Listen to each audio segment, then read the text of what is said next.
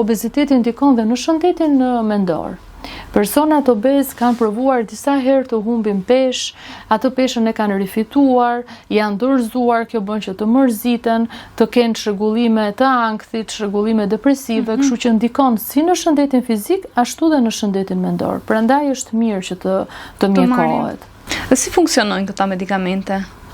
Atëherë, gjithmonë duhet thënë që e rëndësishme është dieta dhe aktiviteti fizik. Dhe këto medikamentet që përdoren për obezitetin janë medikamente që janë në ndihmë të dietës dhe aktivitetit fizik.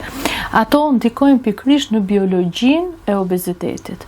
Veprojnë në tru, në gjëndrat e urisë, duke ulur urinë, veprojnë në stomak, duke ulur zbrazjen e stomakut.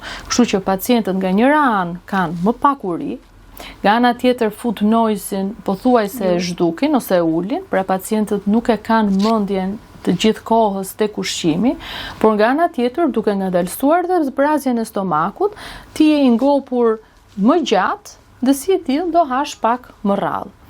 Por këto ndihmojnë që ne të jemi në gjendje që të mbajmë atë dietën dhe stilin e jetesës së shëndetshëm.